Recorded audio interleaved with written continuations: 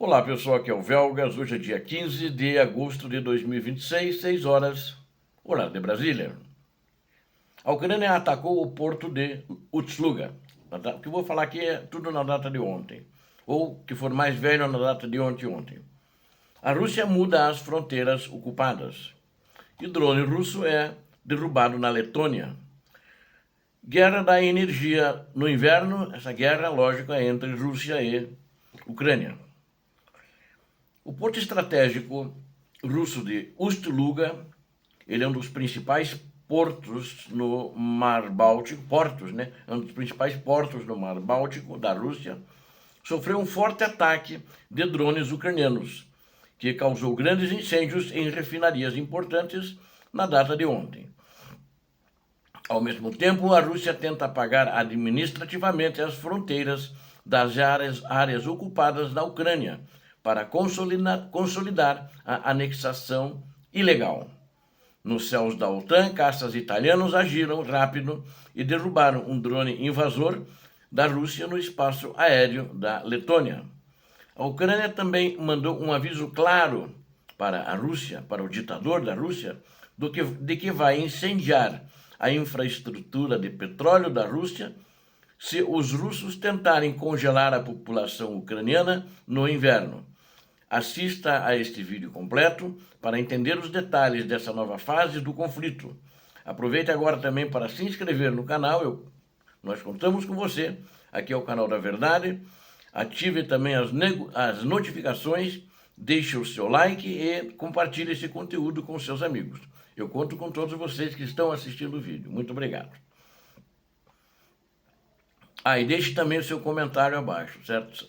Sobre o avanço ucraniano aí dos drones aí que atacou novamente o porto de Ust-Luga, inclusive. Bom, o ataque ao porto de Ust-Luga sofreu um impacto severo após uma operação bem sucedida de drones lançados pela Ucrânia. O Estado-Maior da Ucrânia confirmou que 2 unidades de processamento de combustíveis foram severamente danificadas no ataque realizado na madrugada de 14 de agosto de 2026. Notem que existe no porto uma refinaria, na região portuária. A ação provocou um incêndio de grandes proporções de uma das estruturas mais vitais para a economia da Rússia.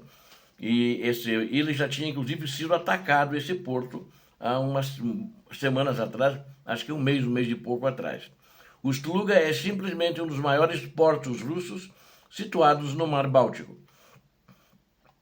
O local abriga um terminal petrolífero gigantesco que serve como o principal centro de exportação de petróleo bruto e derivados para os russos. A localização geográfica fica a oeste de São Petersburgo e muito distante da fronteira com a Ucrânia. Isso demonstra a capacidade impressionante de longo alcance alcançada pela tecnologia dos drones da Ucrânia. O porto de Ust-Luga desempenha um papel crucial no financiamento da máquina de guerra, pois gera grande parte da receita de orçamento estatal da Rússia. E esse dinheiro que entra, o ditador da Rússia usa integralmente para a guerra da Ucrânia. O governador da região, o senhor Alexander Drozdenko, tentou minimizar o impacto, mas confirmou que a infraestrutura portuária foi atingida e que o fogo tomou conta das instalações. A Defesa Civil da Rússia alegou que abateu 51 drones ucranianos na região de Leningrado. A região de Leningrado é a província de Leningrado, é onde justamente fica São Petersburgo e é onde fica essa estrutura portuária, o porto de Ust-Luga. Posteriormente, os relatórios russos tentaram aumentar esse número, mas pelos resultados, inclusive que foram filmados pela população, desmentem o abate de todos esses drones que praticamente não encontraram resistência e incendiaram o porto e essas instalações também petrolíferas. A infraestrutura petrolífera da Rússia virou alvo prioritário para enfraquecer o suporte financeiro de Moscou. Este mesmo porto de Ust-Luga já havia sido atingido em ataques aéreos de longo alcance nos meses de março e abril deste ano. Então é mais do que um mês e meio, pensei que era menos tempo, já há mais tempo. A Ucrânia mantém a pressão constante e asfixia as economias da Rússia de forma precisa. E a mudança nas fronteiras ocupadas. O que é isso? Documentos internos da antiga KGB, o atual FSB, obtidos pelo veículo de mídia que eles chamam independente, mas na realidade ele é ligado aos órgãos de informação da Rússia, tipo a KGB. Ela chama-se Agentstvo. É um canal, né? Mas eles têm uma série de outras publicações. Eles revelaram uma nova manobra de Moscou. A Rússia decidiu que vai eliminar as zonas fronteiriças físicas entre o seu território original e as regiões ucranianas que mantém ocupadas ilegalmente. Os documentos publicados em 13 de agosto mostram que as barreiras nas províncias de Rostov e Voronezh serão removidas. Justamente Rostov faz fronteira com a Ucrânia, com a região ali de Kherson, com a região de Zaporizhia, né? E Voronezh, um pouco mais adiante, parte faz com a província de Donetsk, e Lugansk e assim por diante, né? Essas áreas ficam ao longo da fronteira com as partes ocupadas das províncias ucranianas de Lugansk e Donetsk. A justificativa apresentada pela Rússia nos papéis secretos é a suposta conclusão da anexação destas repúblicas fantoches. A mesma eliminação de postos de controle vai acontecer entre a península da Crimeia e as áreas invadidas na província de Kherson. A única exceção será na península, onde a Rússia planeja manter um controle estrito apenas dentro ali da região da península da Crimeia e das ilhas do Mar Negro, né? É fundamental lembrar que a Rússia realizou uma anexação criminosa e ilegal da península da Crimeia no ano de 2014. Posteriormente, no ano de 2022, declarou a anexação das regiões parcialmente ocupadas de Donetsk, Luhansk, Kherson e Zaporizhia. Essas ações violam gravemente a soberania territorial ucraniana perante as leis internacionais. Ainda existe dúvida se a medida vai extinguir os postos de controle militar que ligam as regiões, ou se funciona apenas como uma transição puramente administrativa.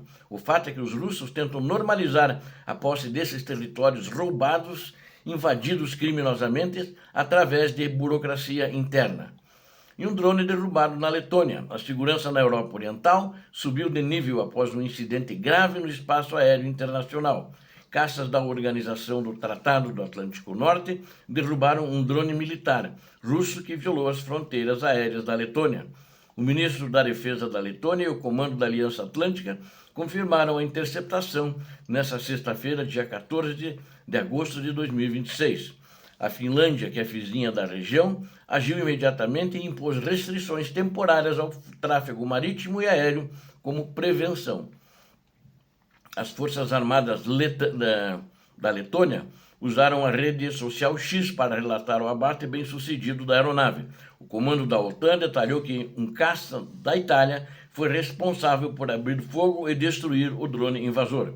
O porta-voz da OTAN, Alison Hart, explicou que uma investigação detalhada já está em andamento para identificar a origem exata do aparelho, mas que ninguém tem dúvida hoje que é a Rússia. A Ucrânia não ia mandar atacar nem fazer uma provocação em qualquer país da OTAN que fosse. Guerra da energia no inverno. A Ucrânia respondeu de forma dura, firme, contra as ameaças de Moscou sobre a destruição da rede elétrica. O Ministério da Defesa da Rússia havia publicado uma provocação mostrando drones de ataque Shahed com a frase ironizando que os ataques viriam como neve na cabeça. A insinuação russa indicava que eles pretendem intensificar os bombardeios contra usinas térmicas e sistemas de aquecimento ucranianos durante o inverno. A Rússia usa o congelamento da população civil como uma tática cruel de terror psicológico e militar. O Departamento de Comunicações Estratégicos das Forças Armadas da Ucrânia rebateu, publicando a foto de uma instalação industrial russa em chamas. A legenda ucraniana dizia claramente que a população vai se aquecer com o fogo vindo diretamente das refinarias de petróleo russas, ou seja, eles atacam, explodem, fazem um fogaréu daqueles na Rússia, nas refinarias, e eles vão se aquecer com esse fogo.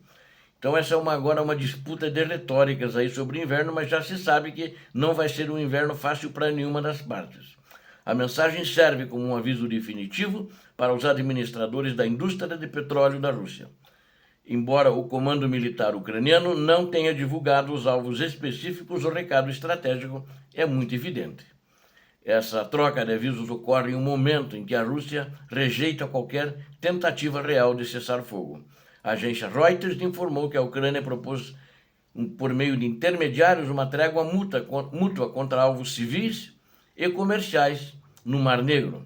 O ministro das Relações Exteriores da Turquia, Hakan Fidan, tentou criar um mecanismo para proteger os navios mercantes. Contudo, o colaborativo, ministro das Relações Exteriores da Rússia, Sergei Lavrov, rejeitou. Ele é tão colaborador que ele rejeitou publicamente qualquer congelamento dos combates na linha de contato atual, seja no Mar Negro ou em qualquer lugar. Lavrov ameaçou, inclusive, em respondendo à Turquia, endurecer a postura russa e prometeu focar na destruição de todo o apoio militar vindo do Ocidente. A realidade mostra que tanto a energia quanto a infraestrutura civil continuarão sendo o centro dos combates pesados entre as partes, com a chegada de mais um inverno rigoroso, que, para as previsões, nem sempre é rigoroso, sempre é muito pesado. A Ucrânia provou que tem os meios e a coragem necessárias para responder a cada agressão na mesma moeda. A superioridade técnica, demonstrada nos ataques de longo alcance, coloca as refinarias da Rússia em perigo constante. Aliás, esse ataque recentemente feito contra o porto de Novorossiysk, todos os terminais petrolíferos ali, petrolíferos e terminais portuários, porque foi também terminais de grãos, uma fábrica de processamento de grãos também, próxima à região do porto, prova que a Ucrânia de fato tem capacidade. E o plano russo de subjugar os ucranianos pelo frio, terminar com o colapso econômico dos próximos terminais petrolíferos, não vai dar certo, não vai conseguir dobrar a Ucrânia. O povo vai sofrer, a Ucrânia vai sofrer, como aconteceu nos anos anteriores. Eles sempre atacaram a energia elétrica. Para concluirmos, o cenário atual da guerra é uma Ucrânia muito mais agressiva, muito mais poderosa militarmente, que está atacando o coração econômico da Rússia, então as respostas serão todas no mesmo tom. Obrigado a vocês que assistiram a esse vídeo, conto com vocês. Inscrevam-se no canal, deem um like e compartilhem. Peço a Deus que abençoe a todos vocês, a Deus que abençoe a Ucrânia e abençoe o Brasil. Paz e bem, paz para toda a humanidade. Muito obrigado.